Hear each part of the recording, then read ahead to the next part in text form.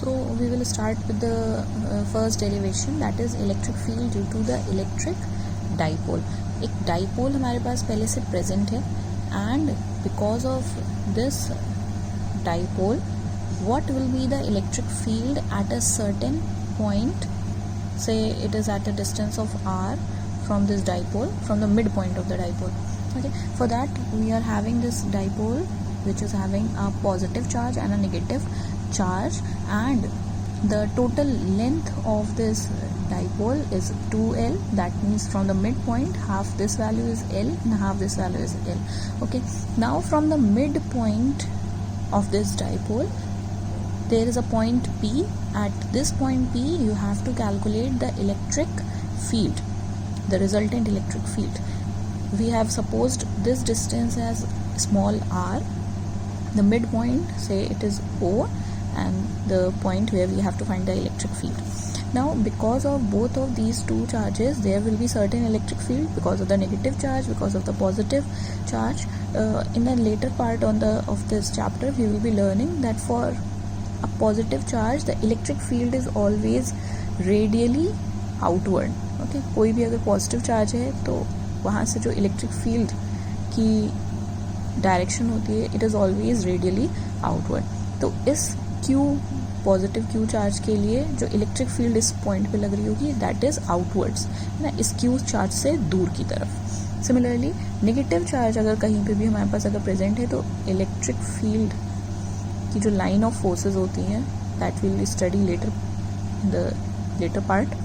Okay, they are always directed towards the negative charge, यानी कि इस नेगेटिव चार्ज की वजह से जो भी इलेक्ट्रिक फील्ड होगी यहाँ पर that will be towards the negative charge की तरफ. So we have drawn the two directions E1 and E2. Okay, now we can write we are knowing the formula for the electric field intensity, that is 1/4 pi epsilon naught q upon the distance between the charges. Okay, now here we have to make sure for this dipole, क्योंकि कुछ distance दे रखी है dipole की. ठीक, हम बात करते हैं from the mid point of the dipole to the point where we have to calculate the electric field intensity. E1 is the electric field due to this positive charge से दूर जाती हुई ये, और नेगेटिव चार्ज की वजह से electric field इधर की तरफ नेगेटिव चार्ज की तरफ आती हुई. ठीक है, for that we have written the formula where r square, यहाँ पे हम आर स्क्वायर लिखते थे, आर यहाँ पे क्या हो जाएगा ये वैल्यू, तो यहाँ से यहाँ तक की वैल्यू हमने क्या सपोज की थी आर, और ये वैल्यू कितनी है एल. ठीक है, देयरफॉर इस पॉइंट और इस पॉइंट के बीच की एक्चुअल डिस्टेंस क्या हो जाएगी आपकी आर माइनस एल. ओके, इस चार्ज से लेकर इस पॉइंट के बीच तक की डिस्टेंस हो जाएगी आपकी r minus l whole square.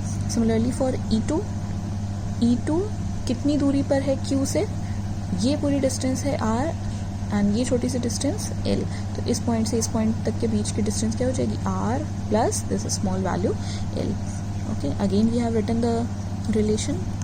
ये इक्वेशन 1 हो गई. Equation 2, the resultant field electric field intensity will be written as E1 minus E2. Now why E1 minus E2 only?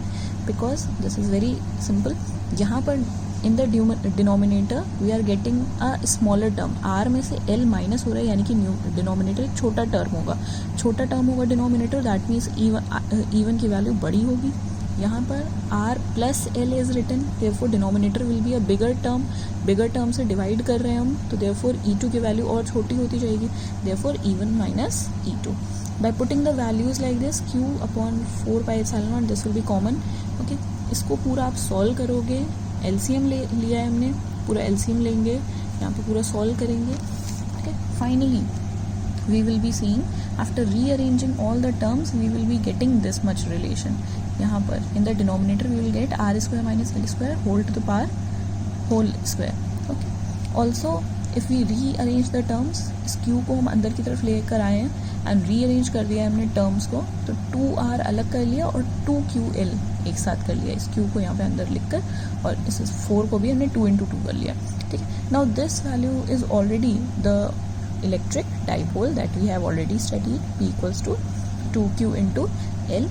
Okay, और q into 2l, that's is what we have studied. तो this value we have put here, instead of 2ql we can write P Okay, so this is the final relation for the electric field intensity at point P from a dipole when the point, ये point हमारे किधर लाई कर रहे हैं, on the axis of the dipole.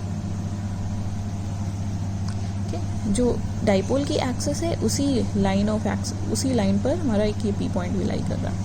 ठीक है. There is one more special case कि अगर ये distance that r value is very very large in comparison to this small l value, ये पॉइंट बहुत ही ज़्यादा दूर है from this dipole, in that case we can easily neglect this term. And if you neglect this term it will be r to the power, r square का square क्या हो जाएगा, ये टर्म हटा दिया हमने, this tends to be 0. Therefore r to the power 4, यहाँ पे एक आर है, यहाँ पे r to the power 4, the terms will get cancel out and we will get one special case for the electric field intensity at a point on the axis of dipole, that is 1/4 pi epsilon naught 2p upon r cube. In the vector form we will just put the vector sign on the electric field intensity and the dipole moment.